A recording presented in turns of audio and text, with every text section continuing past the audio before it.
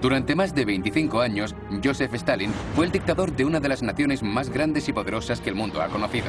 Y eso lo convirtió en un objetivo principal. Para protegerse a sí mismo y a su dueño de una utopía socialista, construyó una extensa fortaleza bajo su capital, Moscú. Un mundo subterráneo destinado a salvar a la ciudad de las inundaciones, pero que se convirtió en un laberinto oculto para sus enemigos. Servía a los convictos para fugarse, a los contrabandistas para ocultar su mercancía y como calabozos y cámaras de tortura. Un búnker subterráneo altamente protegido en el que el destino del mundo libre pendía de un hilo. Desde aquí se envió el telegrama a Cuba que terminaría con la crisis de los misiles. Se supone que no podemos bajar. Y túneles altamente secretos utilizados por la élite soviética, ocultos a la sombra del metro más concurrido del mundo. Retiraremos las capas del tiempo en Ciudades bajo tierra, la guarida secreta de Stalin.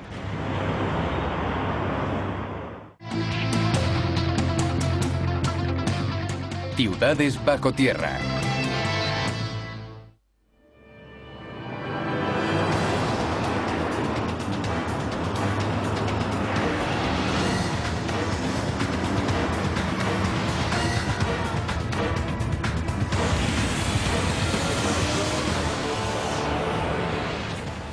Soy Don Wildman. Estoy en Moscú, la mayor ciudad de Europa y centro del poder de la nación más grande del mundo.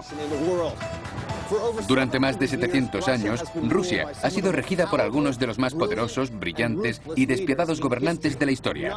Pero ninguno ha dejado una huella tan grande o una cicatriz tan profunda como Joseph Stalin. Dirigió la Unión Soviética durante más de 30 años, convirtiendo a un país diezmado por la guerra en un gigante industrial y militar. Pero su éxito tuvo un coste demasiado elevado. Fue el responsable de la muerte de millones de sus compatriotas y encerró a una nación entera tras el temible telón de acero. Lo hizo al convertir a Rusia en un estado policial estrictamente controlado y a su capital en una cárcel virtual tanto en la superficie como bajo tierra. Situada a lo largo del río Moscova, Moscú es la capital de la Federación de Rusia y el hogar de más de 10 millones de personas. Pero durante cerca de 2 siglos, desde 1721 hasta 1917, Moscú era un poblacho grande, una pequeña parte del inmenso imperio ruso. Eso cambió en 1917 cuando el zar Nicolás II fue derrocado en una sanguinaria revolución socialista. El imperio ruso se convirtió en la Unión de Repúblicas Socialistas Soviéticas y en 1918 su capital cambió de San Petersburgo a Moscú. Una tabla rasa para la nueva nación en la que construir una utopía socialista moderna. En 1922, Joseph Stalin se alzó como el poderoso y despiadado dictador de la Unión Soviética. En los años 30 empezó a eliminar a todo disidente del Partido Comunista. Cualquiera que hablara en contra de él o de su gobierno era encarcelado, ejecutado o desaparecía.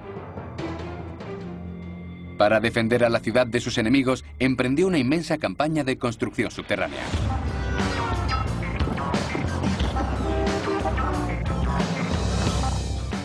En el barrio de Taganka, en el viejo Moscú, hay un búnker disimulado hábilmente, un vestigio de los días más oscuros de la Guerra Fría, cuando Estados Unidos y la Unión Soviética estaban al borde del desastre nuclear. Estoy a unos 15 minutos del Kremlin, en un barrio típico de Moscú.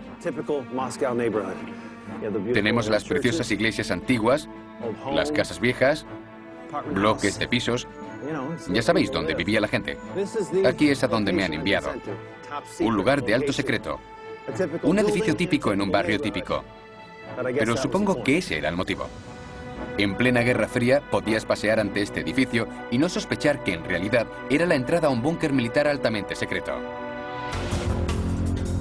Quedé con Terence Fabian, un norteamericano que vive en Moscú, dedicado al estudio de la historia rusa y soviética. Me llevó a través del pasillo de entrada de este edificio, que era un elaborado subterfugio para el enorme complejo situado debajo. Un centro neurálgico en el que los soviéticos tramaban su estrategia secreta contra su principal enemigo, Estados Unidos. Después de ti, podemos bajar con el ascensor a unos 60 metros de profundidad. ¿60 metros? Sí, es como un edificio de 20 plantas. En 1952, a 60 metros debajo de este edificio de viviendas, se empezó la construcción de un búnker militar altamente secreto, siguiendo órdenes de Stalin. ¿Primero? Primero. Muy bien.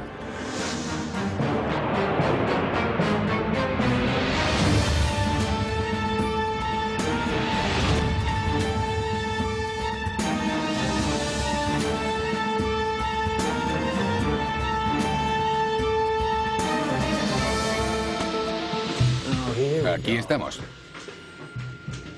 Vaya, mira esto. ¿Es tan sólido? ¿Cuánta gente bajaba aquí cada día?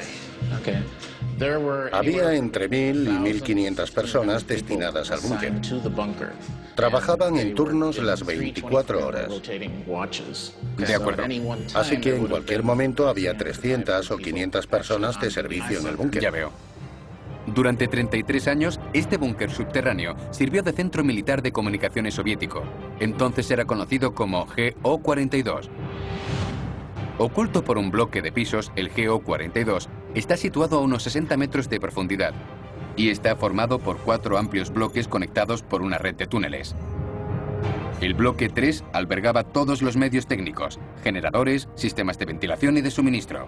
El bloque 4 tenía una cantina, una sala y una enfermería. Y los bloques 1 y 2 eran el centro de operaciones. Allí se encontraban los departamentos de comunicación y el equipamiento.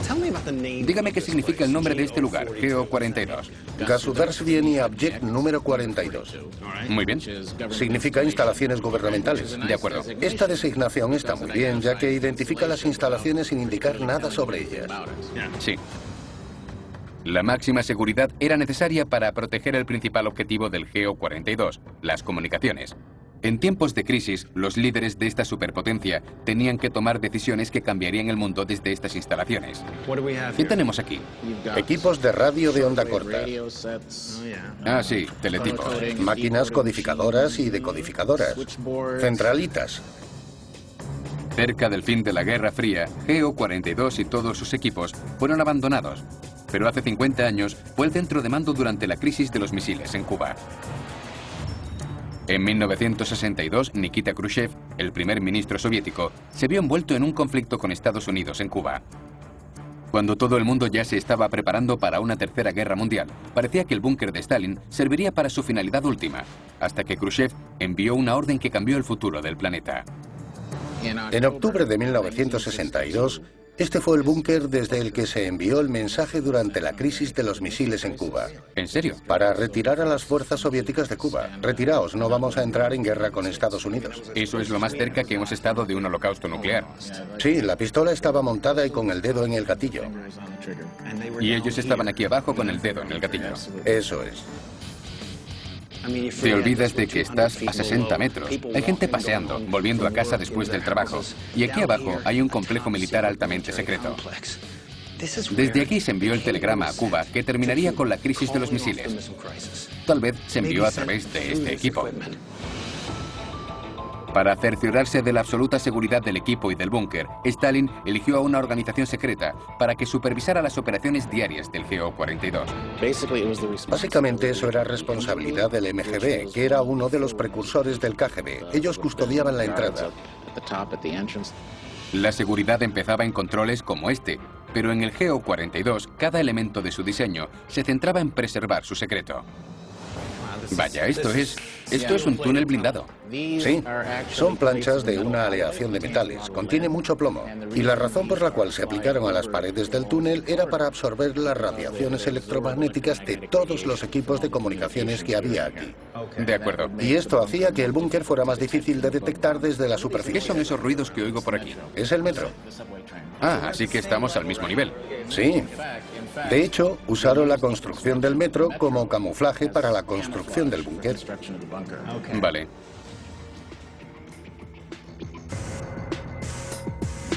Este es el final de un largo pasillo, el túnel de evacuación. Estamos a 60 metros bajo el barrio que tenemos encima.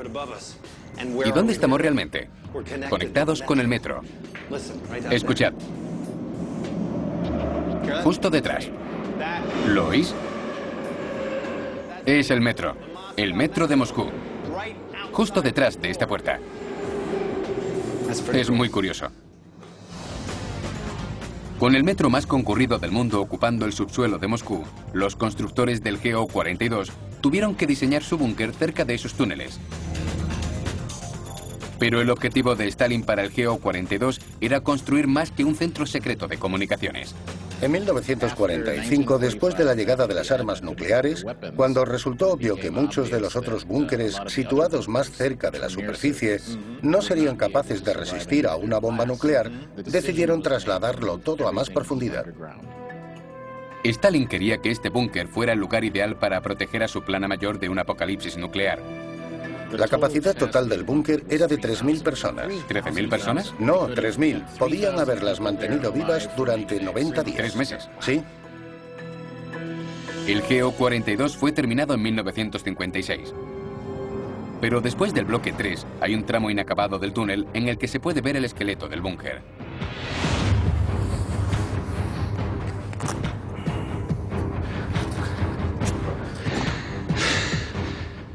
Bueno, vamos a bajar al túnel, a la obra maestra de Joseph Stalin.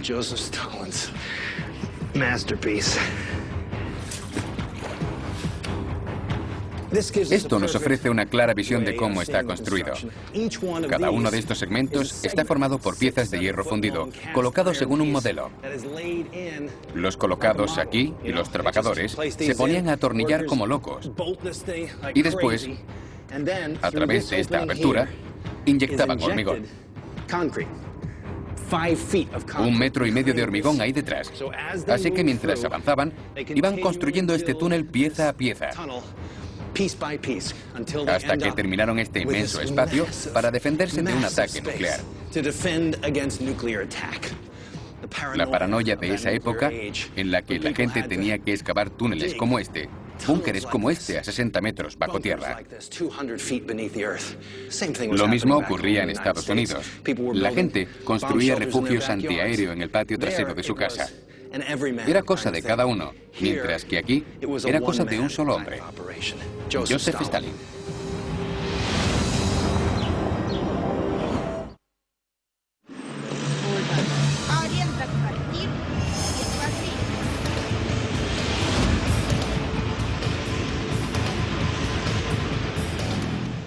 En cuanto Stalin hubo consolidado su poder en los años 30, empezó a ejecutar sus grandes planes para crear el Estado socialista ideal. La Gran Purga se deshizo de los enemigos del Estado y proporcionó a Stalin millones de esclavos para empezar a poner a punto la infraestructura de Moscú. Uno de los proyectos más importantes fue un canal de 126 kilómetros que conecta el río Moscova con el Volga. Hasta 25.000 personas fallecieron durante su construcción. Muchas fueron enterradas allí donde cayeron. Pero esto solo era un grano de arena en el desierto para el brutal y eficiente plan de Stalin para modernizar Moscú. También construyó uno de los mejores metros del mundo, parques inmensos, monumentos imponentes, y mejoró casi todo aspecto de su infraestructura, tanto en la superficie como bajo tierra. Estas tuberías gigantes que recorren este barrio pertenecen a la calefacción central de la era soviética. La mayoría de los hogares de Moscú aún reciben la calefacción y el agua caliente de una fuente central desarrollada bajo el mandato de Stalin. Y del mismo modo que diseñó un sistema de calefacción para esta ciudad, rediseñó las canalizaciones. Ahora he quedado con un hombre que me llevará bajo las calles para enseñarme cómo lo hizo. Vuelvo a encontrarme con Terence Fabian, porque los canales subterráneos están estrictamente prohibidos al público. Ha conseguido un permiso especial de la ciudad para entrar en el mundo subterráneo de las aguas de Moscú. Botas. Tienes que ponértelas. Bajar a 60 metros bajo las calles de Moscú significa encontrarse con más de 6.000 kilómetros de tuberías, una gran parte del plan de Stalin para modernizar la ciudad. Pero también el lugar de osadas fugas, cárceles y cámaras de tortura. Hay mucha agua. Dice que antes de bajar tenemos que ponernos unos arneses de seguridad. Sí, claro. Muy bien. Perfecto. Muy elemental, ¿no? Sí.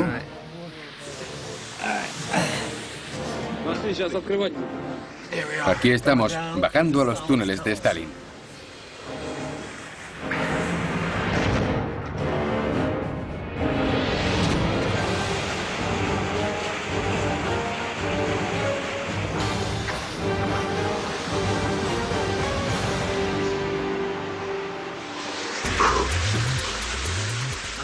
Madre mía. Es genial. Bueno, ya estamos. Muchas gracias. ¿Listo? Vamos allá. ¿Qué agua es esta? ¿A dónde va? Es agua que viene directamente de la calle, nieve derretida. ¿Y hacia dónde va? Hacia otras conducciones, colectores. Y desde aquí pasará por el centro de la ciudad y desembocará en el río Moscova. Actualmente Moscú se asienta sobre 190 ríos, prácticamente una red acuática. Pero antes de que Stalin convirtiera Moscú en una gran metrópolis, estos canales fluían por la superficie, causando importantes inundaciones cada vez que había fuertes lluvias. A finales del siglo XVIII, Catalina la Grande desvió una parte del cauce del río Neglinaya por debajo de la ciudad hasta un foso que anteriormente rodeaba el Kremlin. Después del asedio de Napoleón en 1812, los ríos estaban tan obstruidos por los escombros de la guerra que varios fueron cubiertos. Entonces se construyeron una serie de túneles subterráneos de drenaje. Al crecer la ciudad, Stalin amplió los túneles de drenaje del alcantarillado, creando el inmenso sistema que existe ahora.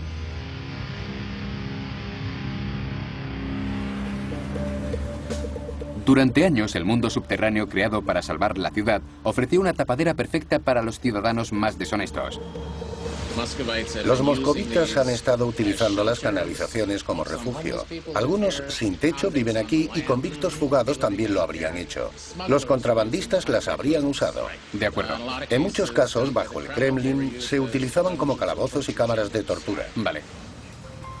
Pero cuando caían fuertes lluvias, la avalancha de agua en estos túneles se llevaba todo y a todos por delante. Las constantes inundaciones eran tolerables cuando Moscú era una ciudad portuaria superpoblada. Pero cuando se convirtió en capital de un vasto imperio, las cosas tenían que cambiar y rápido. En los 200 años en los que San Petersburgo fue la capital de Rusia, Moscú se descuidó mucho. A principios del siglo XX era un poblacho grande. Vale. Y en 1931 su objetivo era la de convertirla en una moderna capital. Stalin estaba obsesionado con hacer de Moscú la ciudad socialista ideal tan rápido como fuera posible. Eso dependía de controlar sus aguas. Sus ingenieros empezaron reparando los túneles de drenaje existentes como este. Después, diseñaron una nueva red de túneles que evitaría las inundaciones de una vez por todas. Pero para construirlos en el tiempo requerido por Stalin, necesitaban mano de obra barata y mucha. ¿De dónde provenía la mano de obra para construir estos túneles? En los años 30 ya empezaron a utilizar a presos. Decidieron ponerlos a trabajar, ¿por qué no?, modernizando los túneles como parte del empeño de modernizar la capital. No había suficientes delincuentes para desarrollar el plan de Stalin para Moscú. Así que consiguió otro tipo de mano de obra. Los enemigos de la revolución. Todo aquel que se oponía al régimen o simplemente se cruzaba en su camino era enviado a un campo de concentración o gulag. Millones de personas se destinaron a trabajos forzados hasta morir. Otras eran asesinadas. El escritor Solzhenitsyn estima que durante la dictadura de Stalin murieron unos 60 millones de personas. Eso es el triple de quienes perecieron en la Segunda Guerra Mundial. ¿60 millones de personas para poner a este país al día en el menor tiempo posible? Exacto. ¿De cuántos años estamos hablando? De 10 o 20. Para pasar de un país del tercer mundo a una superpotencia militar. Actualmente este alcantarillado sigue manteniendo las calles y barrios a salvo de inundaciones y enfermedades. Pero la nueva red de canalizaciones subterráneas de Stalin, en realidad, actuó en su contra. Todo aquel que era detenido por los servicios secretos de Stalin por oponerse al régimen comunista, ahora tenía una red de vías de escape. Cuando el KGB, la policía secreta, perseguía a alguien, usaba los túneles para esconderse, para escapar, ¿no? En muchos casos para escapar, y no solamente en tiempos de Stalin, también hace poco. A principios de los 90, un montón de gente huyó de la Casa Blanca durante el intento de golpe de Estado de octubre. La Casa Blanca es la sede del gobierno en Moscú. Eso es. Huían por los túneles, por los de la calefacción, los de ventilación, por los canales. Los planes de Stalin para modernizar Moscú y salvarla de las inundaciones crearon este inmenso mundo subterráneo, pero al final se convirtió en un lugar por el que sus enemigos podían escapar a su férrea opresión.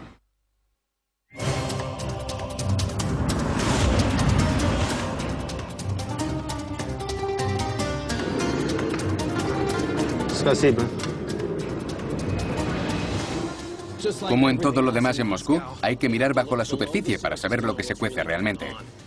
El metro de Moscú es seguramente el más bonito del mundo, con sus arañas, sus losas de mármol y sus mosaicos. Pero su auténtico objetivo es el de proteger a los civiles y al gobierno en tiempos de crisis, incluso si esa crisis, en términos de hoy, es una guerra nuclear. El experto militar Terence Fabian me iba a guiar por la estación de Chisty Prudy para ver pruebas del objetivo de Stalin ocultas tras la obra maestra del metro.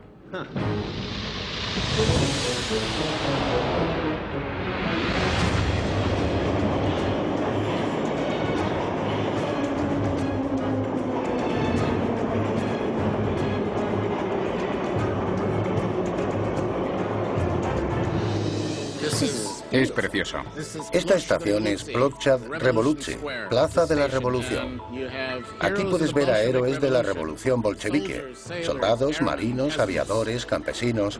Pero si te fijas en el conjunto del diseño, verás que el arquitecto intentaba transmitir un mensaje secreto. Con todas estas figuras bajo los arcos, agachadas, el arquitecto quería sugerir la represión del pueblo con Stalin. Se salió con la suya porque en la época soviética podía sugerir algo así muy sutilmente. La gente leería entre líneas. Sí. Y además, en apariencia, es un monumento al gran pueblo soviético.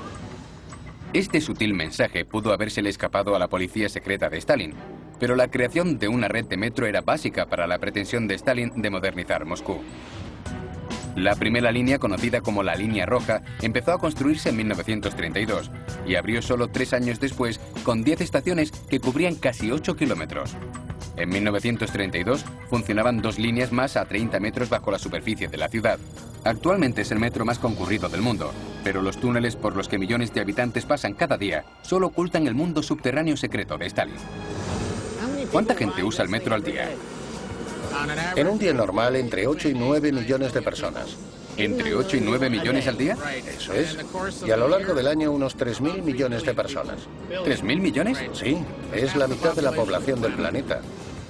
Más de 75.000 personas trabajaron durante más de 5 años para construir uno de los metros más profundos del mundo.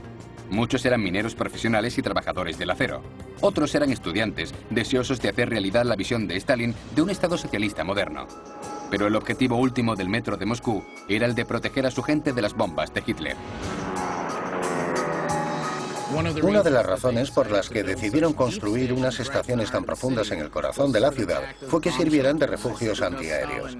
Porque Stalin sabía que en algún momento la guerra con Hitler iba a ser inevitable. Las estaciones estaban abiertas desde que anochecía hasta el amanecer. La fortificación subterránea se necesitaba desesperadamente. El 2 de octubre de 1941, los nazis iniciaron su asalto a Moscú. Solo en el primer ataque aéreo lanzaron más de 100 toneladas de explosivos y 46.000 bombas incendiarias. La ciudad estaba devastada, pero su ingeniosa ingeniería salvó al metro y a los habitantes. Y gracias a que Moscú sobrevivió al ataque de los nazis, estos túneles ayudaron a salvar al mundo de Hitler. Así que este lugar no es solo un medio de transporte civil, también es un medio de defensa. Eso es, hasta ahora. Esta es la puerta blindada, muy militar. Y todo esto es básicamente parte de la estructura que sirve para proteger a la gente que se encuentra aquí abajo de un bombardeo. Durante años, los moscovitas conocían el uso de sus estaciones de metro como refugios antiaéreos. Pero lo que no sabían es lo que había debajo. Terrence me va a llevar a otra estación para echar una ojeada al mundo subterráneo oculto bajo el metro de Moscú. La estación de Chisty Prudy está situada en el corazón de Moscú. Por su céntrica ubicación y a 36 metros de profundidad, era el lugar ideal para un cuartel general. Durante la Segunda Guerra Mundial, esta estación estuvo cerrada al público. El mando de la defensa aérea estaba aquí. Stalin casi seguro que vino. De acuerdo, así que durante toda la Segunda Guerra Mundial, lo que ahora es una estación, fue un centro de mando para el ejército. Así es. Así que todos estos arcos estarían tapados. Sí, para que nadie pudiera ver nada. De acuerdo, así que seguían pasando los trenes, pero la gente no podía pasar, porque aquí es donde estaban trabajando los militares. Entre el tráfico, estos espacios de Chisty Prudy eran de uso militar. Los trenes podían circular por aquí, pero pasaban de largo y los pasajeros no podían ver lo que ocurría tras los paneles de madera. Pero debajo de este centro de mando, Stalin construyó un búnker subterráneo incluso más secreto. Aún hoy, una red secreta de túneles sigue oculta bajo la ciudad. Absolutamente nadie tiene permitido el acceso. Así que esta es la entrada a un búnker situado debajo de este. Sí, y el búnker sigue intacto. ¿En serio? Sí, nadie ha estado allí en años y años. Estás hablando de un búnker debajo de esta estación de metro que existe desde la construcción de esta. Desde que se construyó. Y que estaba reservado para Joseph Stalin o para gente importante. Correcto. El búnker forma parte de una enorme instalación militar situada debajo del metro que se extiende por toda la ciudad de Moscú. Los rusos se refieren a ella sencillamente como Metro 2. Metro 2, supuestamente, es esa inmensa red de túneles de metro subterráneos, de centros militares, de mandos y de búnkeres, que se extiende por toda la ciudad y más allá de sus fronteras, hasta puestos de mando en el sur, en el noreste y en el suroeste. ¿Un ferrocarril subterráneo secreto? Sí, en algunos lugares hay incluso una ciudad entera. ¿Y cómo sabes todo eso? Bueno, la primera referencia se publicó en la prensa a principios de los años 90. Un vecino mío conoce a una jubilada que trabajaba de mujer de la limpieza para el KGB y la llevaron a todos estos lugares en un ferrocarril subterráneo secreto. Ya. Y entonces, poco a poco, fueron saliendo a la luz más detalles. Y como el primer conocimiento de ello se tuvo a principios de los 90, probablemente sea el secreto peor guardado de Moscú. Y hay pruebas de que el gobierno de Estados Unidos también conoce el secreto de Moscú. Terrence tiene un documento del Departamento de Defensa desclasificado recientemente que muestra la localización general de Metro 2. Tengo un mapa. Es de un informe de la Agencia de Inteligencia de la Defensa de Estados Unidos. Es un esquema aproximado del sistema de Metro 2. Este es un documento oficial de Estados Unidos. Sí. Se utilizaría en caso de un holocausto nuclear. Así es. Del desastre supremo. Esta otra red existe para proteger a la gente más importante. Sí, y además aún siguen ampliándolo, por lo que sabemos. Como también están ampliando la red del metro. Muchos secretos permanecen bajo tierra, ¿eh? Ciertamente.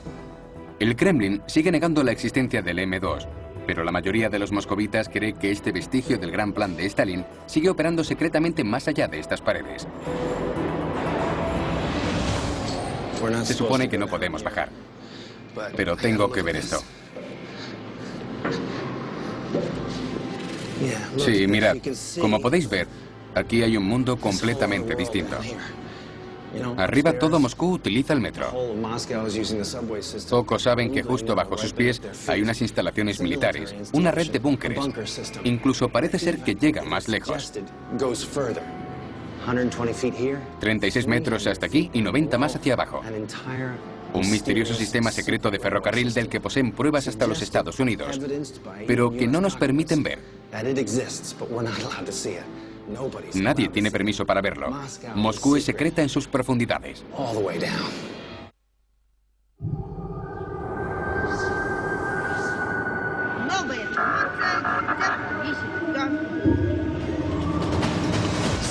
Stalin gobernó con mano de hierro y planeó construir su capital para infundir temor. Así encargó el Palacio de los Soviets. Estaba diseñado para ser el edificio más alto del mundo, coronado por una estatua de Lenin de 100 metros de altura. Pero antes de que Stalin pudiese construir su obra maestra, tuvo que hacerle sitio. Su primer paso fue el de demoler el monumento más sagrado de la ciudad, enterrando eficazmente la religión bajo el telón de acero. Una de las grandes amenazas para la utópica sociedad socialista de Stalin era la religión, así que planeó aplastar el símbolo más sagrado de Rusia con un símbolo del Estado, el Palacio de los Soviets. Para hacer sitio al colosal palacio de Stalin, derribó el Templo del Cristo Salvador. Después de la caída de la Unión Soviética, la iglesia fue reconstruida en el mismo lugar. Pero la prueba de los megalómanos planes de Stalin para su gran palacio aún puede encontrarse bajo tierra.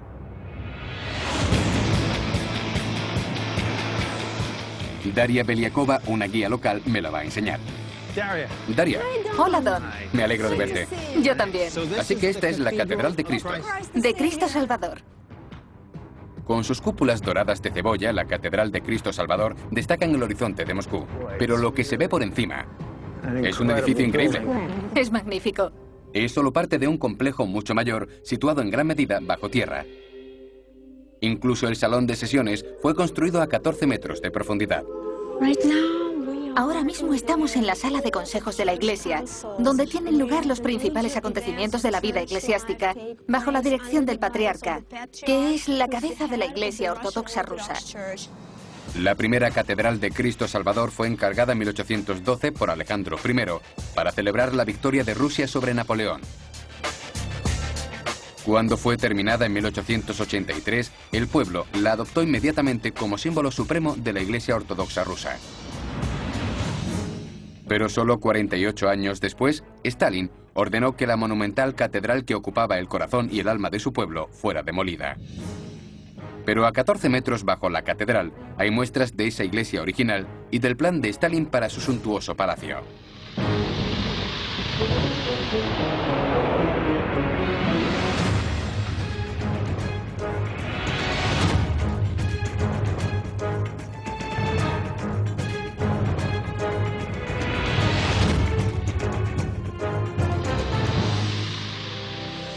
Daria me presentó a Oleg Bogdanov, un experto que conoce el secreto que se esconde tras el edificio más sagrado de Rusia. ¿Qué le ocurrió a la catedral que había aquí?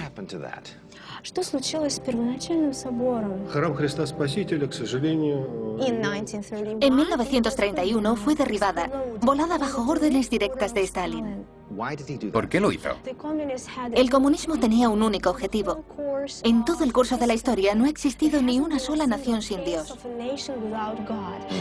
Y eso es algo que quería lograr el comunismo.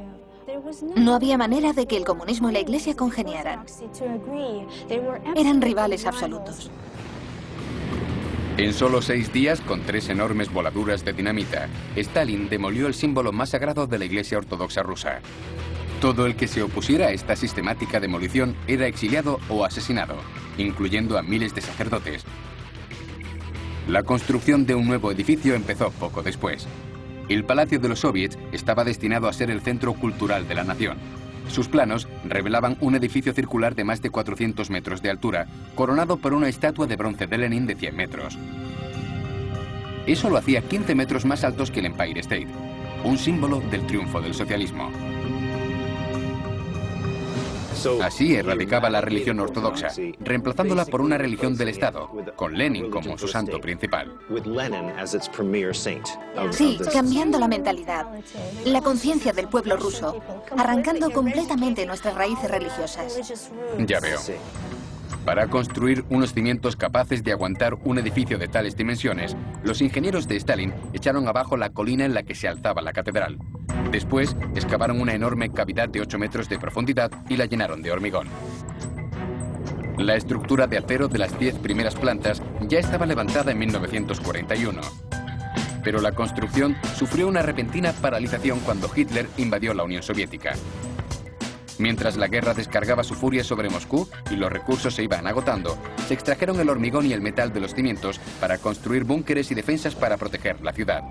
La catedral más preciada del pueblo ruso fue destruida en vano y los cimientos del Palacio de los Soviets permanecieron abandonados durante 20 años llenos de agua de lluvia y desechos. Estaba cubierto de basura. Era como un vertedero. ¡Qué tragedia! Era la iglesia más importante de Rusia y se había convertido en un desagradable agujero en el suelo. Sí. Discretamente, los moscovitas soñaban con el día en que la catedral pudiera alzarse de nuevo. Ese día finalmente llegó a principios de los años 90 con la caída del régimen soviético. Con donativos y voluntarios que llegaban en masa de toda Rusia, los trabajos de la nueva catedral empezaron en 1994 y se construyeron unos nuevos cimientos en los restos del foso excavado para el Palacio de los Soviets. Para percibir el alcance de esta empresa, nos dirigimos al sótano a 14 metros por debajo de la catedral. Mirad este espacio. Esta es la parte de abajo de la iglesia de arriba, el sótano. Y también es el interior de la superestructura que tuvieron que construir para elevar el terreno al nivel al que estaba. Joseph Stalin derrumba una iglesia para crear un espacio para el comunismo.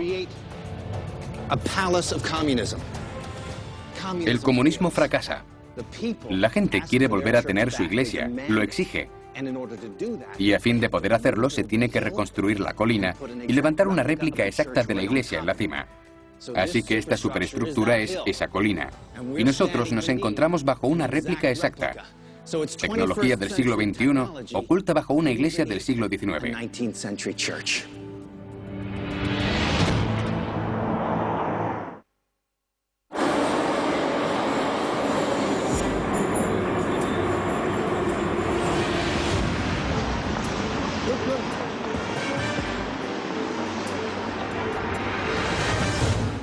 Durante los años 30, Stalin sabía que al final tendría que enfrentarse a Hitler.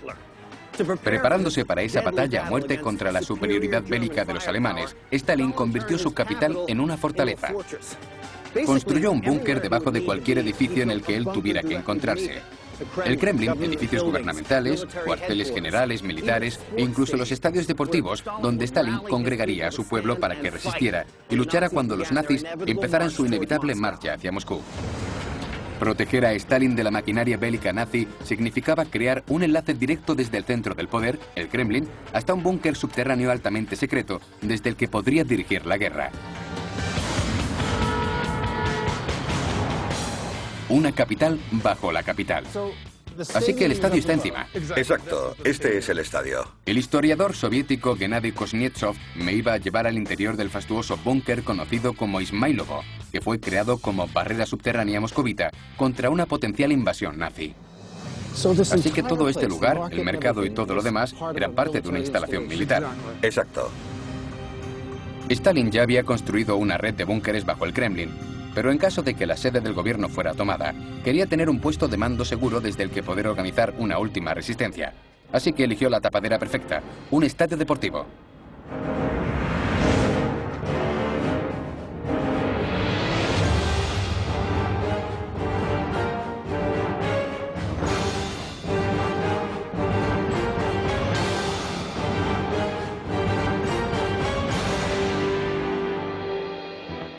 ¿Es tan suntuoso? Sí. ¿Tan lujoso, no? Exacto, parece un palacio subterráneo. ¿Así es como mandó construirlo Stalin? Sí, fue diseñado así. En 1933, Stalin anunció la construcción de un nuevo estadio de atletismo en este lugar. Lo que su pueblo no sabía era que debajo se estaba construyendo algo mucho más grande y más importante, a 6 metros de profundidad. Cuando habla de construcción no solamente se refiere a este búnker, está hablando del estadio, ¿verdad? Exacto, porque ambos fueron construidos simultáneamente. ¿Por qué? Porque el estadio se erigió como tapadera para la construcción de este búnker. De acuerdo. En 1939, cuando estalló la primera batalla de la Segunda Guerra Mundial, los soviéticos volaron todo su dinero y sus fuerzas en la campaña bélica, así que el proyecto del estadio quedó inacabado. ¿De cuánto espacio subterráneo estamos hablando? Cuando fue terminado, la superficie era de unos 90.000 metros cuadrados. ¿90.000? ¿90.000? El búnker consta de 4 plantas y fue construido en la ladera adyacente al estadio. Había espacio para tanques, armamento y suministros. En el centro se encuentra la sala principal de conferencias y el despacho personal de Stalin. Las salas son a prueba de bombas construidas en acero prefabricado y hormigón. Pero Ismailovo es mucho más que un búnker bajo el estadio. Es un sistema complejo de conexiones de metro y autopistas subterráneas que conectan el inmenso búnker con el Kremlin. Los suministros almacenados aquí podían sustentar al gobierno de Stalin durante varios meses. ¿Cómo llegaba aquí desde el Kremlin? Por un túnel. Se excavó un túnel especial entre este búnker y el Kremlin. Este túnel especial fue construido como parte del sistema Metro 2, la red de transporte altamente secreta de Stalin.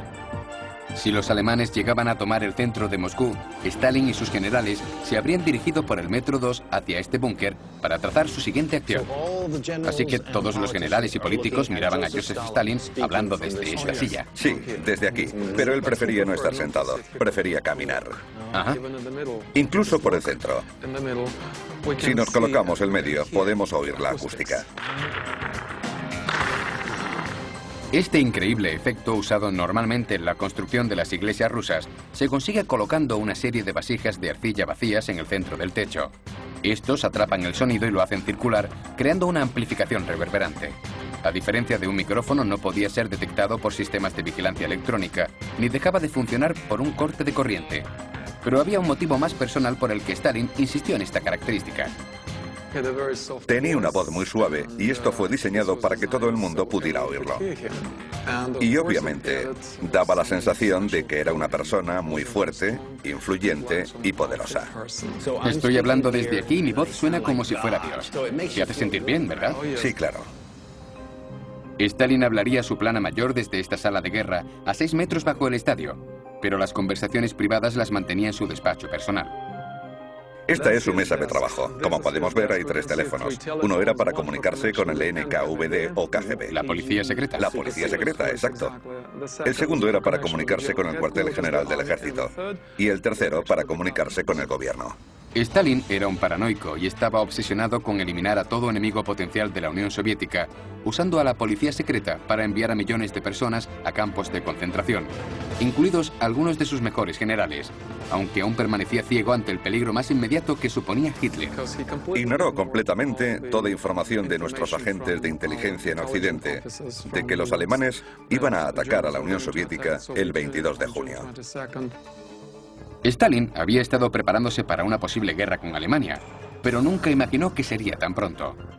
Alemania y la Unión Soviética habían firmado un pacto de no agresión en 1939, y Stalin creyó que iba a ser respetado. Así que cuando se enteró del ataque germano, entró en un estado de shock. Él era de Georgia. Fue educado según la tradición caucásica.